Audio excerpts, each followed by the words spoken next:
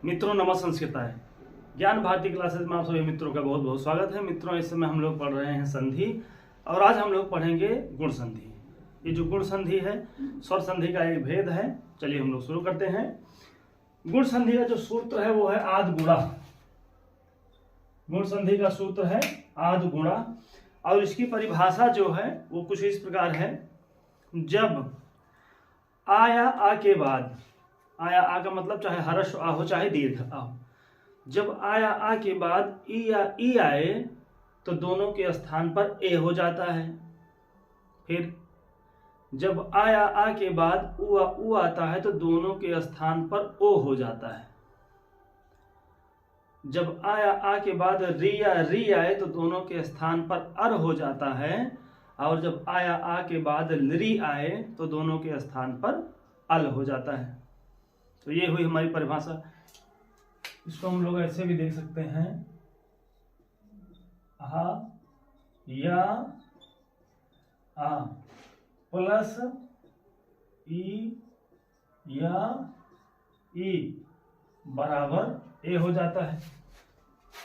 चाहे हर्ष आ हो चाहे दीर्घ आ हो और उसके बाद चाहे हर्ष ई आए चाहे दीर्घ ई आए तो दोनों के स्थान पर ए हो जाता है। आ के बाद अगर ई आती है तो आ और ई मिलकर ए हो जाता है। अगला आ या आ के बाद उ या उ आता है तो दोनों के स्थान पर ओ हो जाता है। फिर आ या आ के बाद री या री आए तो दोनों के स्थान पर अर हो जाता है और आया आ के बाद आया आ के बाद लिरी आए तो दोनों के स्थान पर अल हो जाता है। अल वाला उदाहरण हिंदी में बहुत कम ही मिलता है। तो हम लोग परिभाषा भी देख चुके हैं कि जब आ के बाद ई आए तो ए हो जाता है, आ के बाद उ आए तो ओ हो जाता है, आ के बाद री आए तो अर हो जाता है और आ के बाद री आए तो अल हो जाता है। ये हो गई गुण संधि की परिभाषा। इन चारों नियमों में से हम लोग देखे हैं कि जो पहला वर्ण है, जो पहला वर्ण आएगा वो चारों में आ ही रहेगा। वो चाहे हर्ष आ हो चाहे दीर्घ आ हो, आ और बाद में ई है तो ए, उ है तो ओ, री है तो अर और लिरी है तो अल हो जाएगा।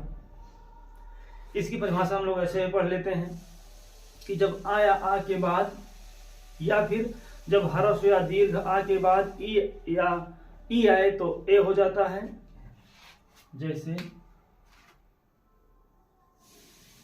राज धन इंद्र, जा में हम लोग हलंत लगा देंगे और जा में हर्ष आ है, इधर इंद्र है। और हमारा पहला नियम कहता है गुण संधि का कि चाहे हर्ष आ हो चाहे दीर्घ आ हो और उसके बाद चाहे हर्ष ई आए चाहे दीर्घ ई आए तो दोनों के स्थान पर ए हो जाता है। यहाँ आ है और बाद में ई है तो ये पहला नियम यहाँ काम करेगा। आ और ई मिलकर हो जाएगा ए और इसका जो रूप बनेगा, जा में हलंत है लेकिन जब ए की मात्रा लग जाएगी तो ये रूप बन जाएगा राजेंद्र। उसी तरह सूर्यधन इंद्र, रा में हलंत, हर्ष आ, धन इंद्र, आ और ई मिलकर ए हो जाता है और रूप बनेगा सुरेंद्र। फिर महाधन ईश, महाधन ईश रूप बनेगा महेश। सब में वही पहला उदाहरण पहला नियम काम कर रहा है। फिर हो जाएगा दिन धन ईश, नामे हलन हर्ष आ धन ईस। आ के बाद जब ई आए तो ए हो जाता है, आ और ई जोड़ करके ए कर दिए, रूप बना दिनेश। फिर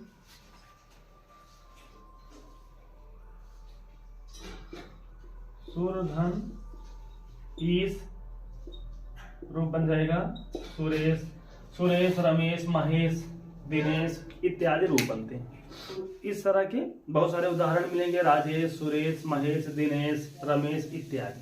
अब आ के बाद उ का उदाहरण देख लेते हैं कि जब आ के बाद उ आए तो ओ हो जाता है। जैसे सूर्यधन उदय, सूर्य के या में हलंत लगाएंगे, हर्ष आ धन उदय। और नियम हमारा कहता है कि जब आ के बाद उ आए तो दोनों के स्थान पर ओ हो जाता है। आ और उ मिलकर ओ हो गया, रूप बन गया सूर्योदय। चंद्रधन उदय, हर्ष आ धन उदय, आ उ मिलकर ओ हो जाएगा और रूप बनेगा चंद्रोदय।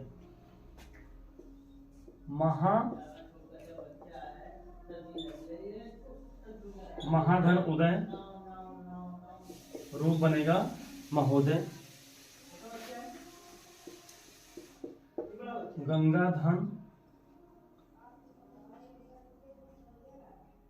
गंगाधन उदक, रूप बनेगा गंगोदक। फिर नर धन उत्तम, रूप बनेगा नरोत्तम।